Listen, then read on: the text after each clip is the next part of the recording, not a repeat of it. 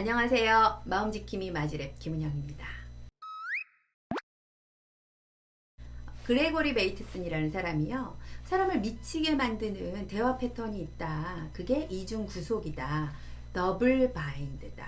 라는 거를 주장했습니다. 조현증, 요즘엔 정신분열증이라 그러지 않고 이제 조현증이라고 하는데, 조현증을 만들어내는 그 주변 사람들의 대화 패턴이 굉장히 이중구속, 더블 바인드, 이중으로 나를 묶는 대화 패턴을 갖고 있더라. 여러분, 더블 바인드 이러면 더블 메시지보단 조금 더 강력한 느낌이 있으신가요?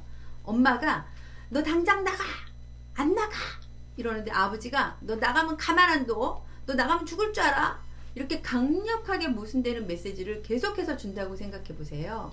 그 아이가 아유 미쳐가는 거죠. 이게 이중구속 이론이에요. 근데 이중구속이 성립하려면 한 가지 조건이 있어요.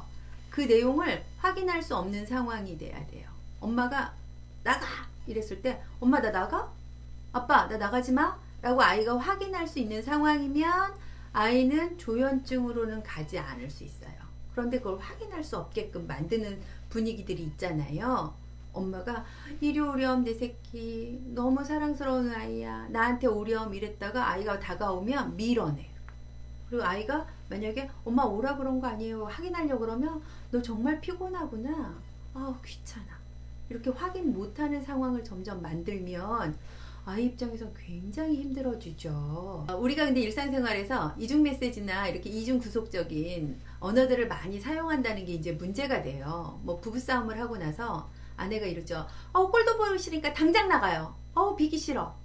이런데 남편이 진짜 나갔어요. 그럼 아내들이 전화해가지고 어떻게 가장이 돼갖고 집을 나갈 수가 있어? 우리를 버리고 나갔어? 뭐 이렇게 한다면 남편 입장에서 뭐라는 거야? 아이고 헷갈려. 어떻게 해야 되지? 뭐 이제 부부싸움만 하면 긴장이 되고 막 이럴 수 있잖아요. 또 남편들도 어떤 남편은 돈 좀 쓰자. 반찬 좀 맛있는 거 먹자. 이렇게 얘기하면서 정작 생활비를 주지 않아요. 아내 입장에선 너무 혼란스럽죠. 어쩌자는 거지? 근데 이런 걸 좀 확인해 가면 괜찮을 텐데 그렇지 못하면 어떻게 해석해야 될지 모르는 상황이 많아질수록 심리적으로 굉장히 취약해집니다. 이제 부모들이 저도 그런 경험이 있는데 아이들한테 사람들이 이렇게 많을 때 특히 공부가 뭐가 그렇게 중요해요. 건강한 게 중요하지. 야, 너 공부 못해도 괜찮아. 뭐 이렇게 얘기했단 말이죠. 근데 막상 성적표를 받아오면 아이를 한심한 눈빛으로 바라보면서 이 성적 받고도 네가 인간이냐? 뭐 이런 시선을 보낸단 말이에요. 근데 보통 이러면 아이들이 우리 엄마 아빠 좀 이랬다 저랬다 하는 사람이야. 특히 성적에 대해서, 게임에 대해서 굉장히 이중적인 잣대가 심해. 라는 해석 체계가 하나 있으면 굉장히 편하죠. 어떤 아이 친구들이 야 니네 엄마 너무 친절하고 따뜻한 것 같아. 우리 엄마도 니네 엄마 같았으면 좋겠어. 니네 엄마 너한테 공부 얘기도 안 하고 뭐 잘하라는 얘기도 안 하고 컴퓨터 게임도 막 하라 그러잖아. 그러니까 막상 그 이야기를 들은 애가 친구들을 보면서 네가 우리 엄마를 몰라서 그래. 우리 엄마 밖에서만 그러지 안에서 날 잡는다 잡아. 우리 엄마 얼마나 이랬다 저랬다 하는 줄 알아? 우리 엄마 이중인격자야. 이렇게 얘기하는 친구, 그 친구는 엄마의 이중적인 행동에 대해서 해석 체계가 하나 있는 거예요. 그러니까 엄마가 이랬다 저랬다 해도 이 친구가 미쳐가지는 않을 수 있는 거죠. 이게 굉장히 중요합니다. 저를 찾아온 내담자가 취직을 어렵게 했는데 사수가 다른 사람들이 보기에 너무 친절하고 따뜻하고 그런 사람이에요. 근데 단 둘이 있으면 째려보고 노려보고 보고서 던지고 뭐 하나 물어보면 그것도 모르냐는 아주 차가운 시선으로 바라보고. 그래서 이 친구가 이 내담자분이 회사 동료들 동기들한테 우리 사수 좀 이상해 나랑 있으면 막 째려본다 라고 얘기하는데 아무도 안 믿는 거죠. 그럴 리가 그 사람 얼마나 좋은 사람인데 안 그렇던데?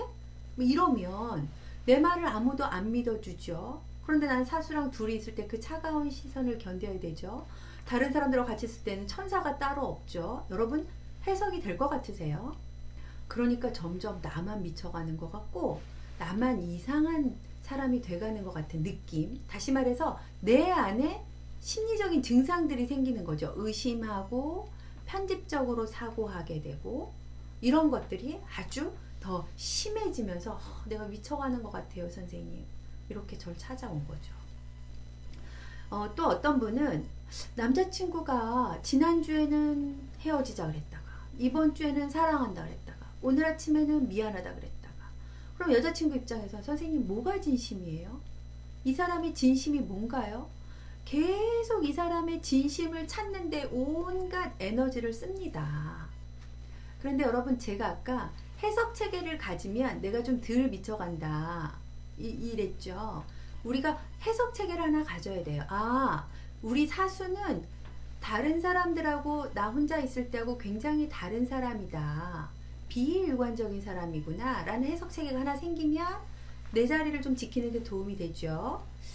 내 남자친구는 이랬다 저랬다, 또 표현을 이렇게 했다 저렇게 했다, 자기 감정을 잘 통제하기가 어려운 사람이구나 라는 해석 체계를 하나 가지면 이 사람의 진심이 뭐지?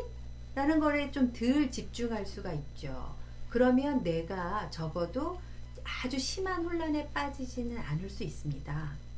여러분, 우리가 두 가지를 기억했으면 좋겠는데, 내가 이랬다 저랬다 하는 사람이면 얘기해 주셔야 돼요. 요나단이 그걸 알았어요. 우리 아버지가 좀 왜 그러는지 모르겠어, 이런 이야기를 다윗한테 하는 걸로 봤을 때 사울은 아버지의 이상한 행동에 대해서 좀 해석하는 체계가 있었던 것 같아요.